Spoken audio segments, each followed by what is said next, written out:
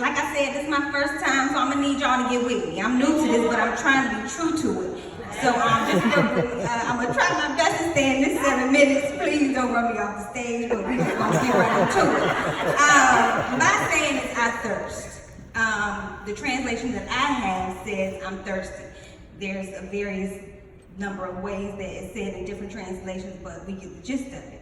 I'm gonna go with John 19:28. And it says, later, knowing that all was now completed, and so that the scripture would be fulfilled, Jesus said, I am thirsty. I am reading from the NIV version. I'm going to read it again. Later, knowing that all was now completed, and so that the scripture would be fulfilled, Jesus said, I am thirsty. So before I really get into the I am thirsty part, I want you to understand what the scripture is talking about. So I'm going to read it again. Later, knowing that all was completed. What was completed? What was completed was Jesus' assignment at that time. See, the thing is, God did not step down off of his throne and clothe himself in sin to come lollygag. He had an assignment and he had a purpose. And at this moment, he knew that the assignment was completed. You know what's interesting about that? Every person in this room also has an assignment, also has a purpose. You want me to prove it to you? Let's go to the scripture. The scripture is Jeremiah 1:4-5. So if you turn to that scripture, the word says, the word of the Lord came to me saying, before I formed you in the womb, I knew you. Before you were born, I set you apart. I appointed you as a prophet to the nations. What does that mean? Before we were placed into our mother's womb, before even God took the time to form us, we had an assignment. We had a purpose. Not only did we have an assignment, but it was complete. Okay? We're going to move on. Maybe y'all get what we need to say. All right, back to the scripture. Later, knowing that all was now completed, and so that the scripture would be fulfilled, Jesus said, I am thirsty. So what scripture? Well, if you go to Isaiah 53, I really don't have the time to read the whole thing, but I suggest that you go read it on your own. I would suggest the NLT version. It gives a great depiction of actually what is being said in the scripture. But what the scripture is talking about is the Messiah that is to come, who he is, what he is coming here to do, what he is going to have to endure. So the scripture is actually the assignment reduced to writing. All right? You know what's also interesting about that is that we have a scripture written for our life. You can't open up a Bible and read it, but I'm going to prove it to you. Let's go to Psalms 139, 15 and 16. All right. So Psalms 15 and 16 says, my frame was not hidden from you when I was made in the secret place. When I was woven together in the depths of the earth, your eyes saw my unformed body. All the days ordained for me were written in your book before one of them came to be. I just told you that we have an assignment, but the scripture tells you here that the assignment was reduced to scripture.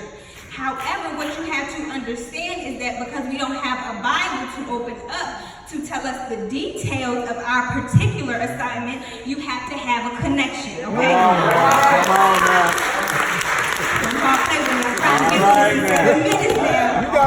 You got 5 minutes, girl. Go ahead. We're going to move to, before I move there, I want you to understand, we're going to keep going. All right, we're going to go back to the original scripture. I'm going to read it one more time. Now we're going to get into the I thirst part. Later, knowing that all was now completed and so that the scripture would be fulfilled, Jesus said, I am thirsty. So what does it mean to thirst? In the natural, when somebody is thirsty, that is an indication that the body is lacking something that it needs, right? So Jesus said, I am thirsty. So when I was first reading the scripture, I'm thinking, Well, he really wasn't thirsty. The word says he just said it so that the scripture could be fulfilled. However, Jesus cannot lie. So he had to be thirsty for something. The question is, what was he thirsty for? Okay? So when you read the scripture, it says, and so that the scripture would be fulfilled, Jesus said, I am thirsty, which means that his thirst has to relate back to the scripture that was written about him that he is here to fulfill. So like I just told you, Isaiah 53 pretty much lays out his purpose or the scripture about his assignment in the earth. So pretty much, like I said before, the scripture is talking about what he came here to do, what he's going to have to endure. And at the end of the day, big picture is that he came here to save us. So if I am thirsty has to relate back to the scripture, what he must have been thirsting for was us and not a beverage, because the Isaiah 53 has nothing to do with a liquid that's going to quench your thirst. Okay? He came here to save souls. So that means when he came here and he said that I was thirsty, if you relate it back to the scripture, he was in need of you. Now, why is it important to understand what he is thirsting for? Because when you understand what he is thirsting for, you see that his need, because we already said that thirst means that there's a lack and there's a need that needs to be fulfilled. So if he is, hold on now, let me get my train of thought together. Let's rewind it back. Okay. So why is it important to know what he was thirsting for? Because once you understand what he was thirsting for, you will see that in a way his need was created by his assignment. It was tied back to the scripture. So his assignment created the need. I'm inclined to believe this because God got in a body to come here and save us. But how do you come here and save us, save the people, deliver the people, and you don't care nothing about it? Do you get what I'm saying? How am I going to come here and complete an assignment when I don't have a connection to it, when I don't have a longing for it, when I don't have a need for the assignment that needs to be completed?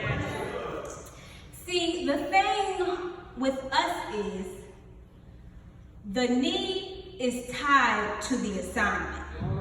So regardless if you understand the assignment, you have one which creates the need.